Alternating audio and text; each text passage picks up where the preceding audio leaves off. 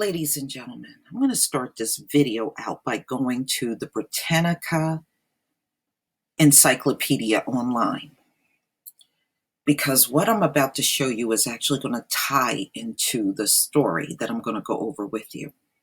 The Dahomey Kingdom. This is a Hebrew kingdom that was in Benin, and it was a very successful, flourishing kingdom back in the 18th and 19th century. Now, our people were flourishing in this kingdom, okay? And just to let you know who was in that kingdom, Judah. Judah was a big, integral part of the Dahomey Kingdom that was there.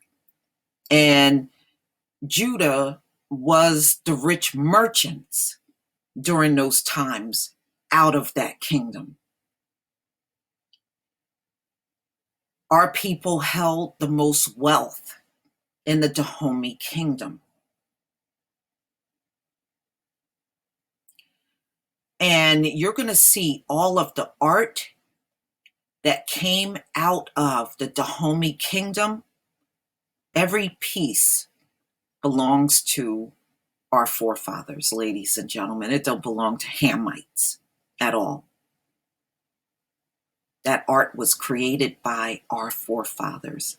And the art is spread out all over the world in the hands of Europeans who had no ties or connection with the art, but they went and looted the art. And to add insult to injury, ladies and gentlemen, they wrote laws that made their looting legal.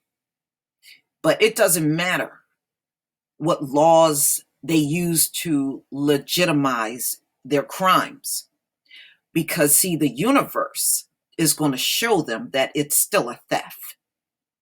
It doesn't matter what they write. France will have to change its laws to return its looted African art. France is set to make good on President Emmanuel Macron's promise to return Africa's stolen art and artifacts. This week, a report will be released that outlines exactly why and how thousands of priceless objects should be returned to Africa. An early look at the report due on Friday, which is today, the report is due today, calls for a change in French law. So what they wrote, ladies and gentlemen, was something called heritage laws. And in these heritage laws, it just says that it's legal for them to loot and keep the loot. So they make their crimes legal. It's just like over here in America. They've done this globally. Whatever they stole and took, it's legal now because they wrote it down in a law. It's never legal. Ladies and gentlemen, they will pay the price for this, because I don't care what they write down on paper. It's still a crime. It's still a crime. Okay, so until now, French law refuses to succeed property owned by the government, even if that property was acquired through looting. So and again, they made their crime legal. Okay, so all right, so let me just go down a little. There are about 90,000 African works in French museums, most of them housed, okay, so most of them are in these art collections, and it's mixed in with Asian art collections that they pretty much stole. There has been a growing call for a new generation of African leaders, historians, and art collectors for the reparation of Africa's artistic and cultural heritage. The most significant, perhaps, came from Benin. Listen to this. President Patrice Talon, who directly asked Macron to return the treasures of the Kingdom of Dahomey, a big kingdom where Wida and Oida, which all means Judah,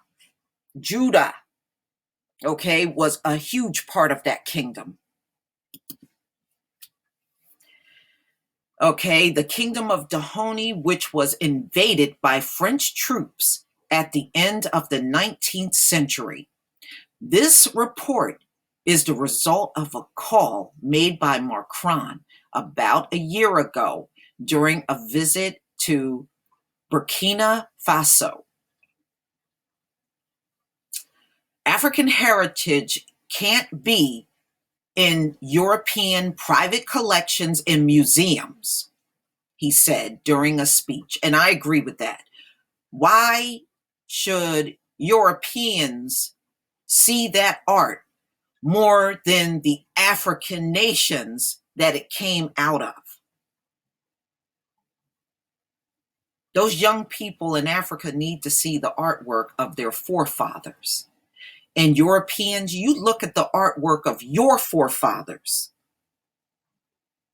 But that art does not belong to you. I don't care what looting laws you put in place, it still doesn't belong to you. It doesn't supersede the fact that it's stolen and it does not belong to you. Now, this art is everywhere. It's all over the globe.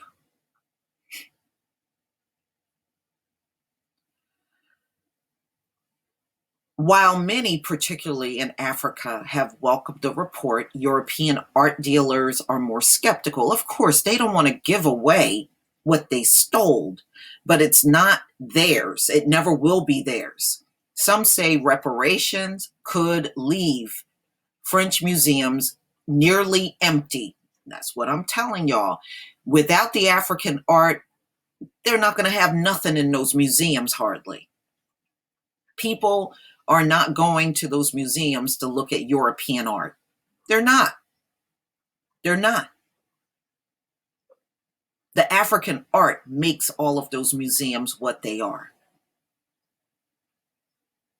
Period.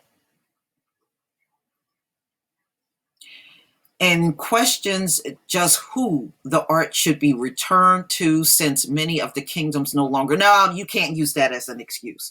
The kingdoms may be gone because of many things the Europeans went in there and did to eliminate those kingdoms, but those countries are still there. The offspring are still there. So no, you can't use that as an excuse. The offspring is still here, just like the offspring of your rotten ass forefathers are still here. So, others fear collectors may even start moving the art out of France. Fear state seizure. Well, those people should be arrested because they're moving stolen art. So those people that move it out of France, you need to place all of them under arrest. They need to go to jail. Still, France's newfound motivation to restore looted artifacts may shame other European states into doing the same. Well, you all should be doing it. Okay, all of you. Approximately 180,000 African artworks are being held in Belgium. Royal Museum for Central Africa, while 37,000 objects are in Austria. Welt Museum, according to AFP. The British Museum is also in talks to return the ancient Benin Kingdom's bronze statue of Nigeria. See, that's what I'm talking about, y'all. You know, don't look at this art talking about, that ain't from our people, those are Hamites. No. Those are all art pieces from Israelites. Okay? They might have done art, based on their surroundings. That's what everybody does. But that doesn't mean it wasn't done by Israelites. They went according to the people and the things that were around them, and they created the art. That's very common. So it doesn't make it Hamite art, because some of the art may look like Hamites, but those were the people that were around them. Those were the faces they saw in their times, along with other Israelite faces. It's still Israelite art. So, ladies and gentlemen, you see how many countries got all that art that came out of that one kingdom, the kingdom of Dahomey. All of that art came out of this one kingdom, and it spread out all over Europe.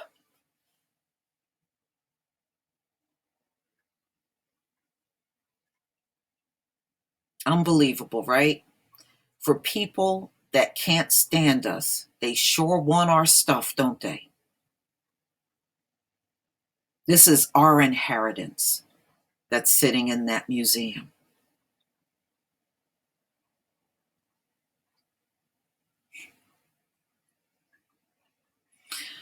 Please tell me what you think, ladies and gentlemen. Please leave your comment and subscribe. Don't forget to hit on the notification bell, and I will see you on the next video.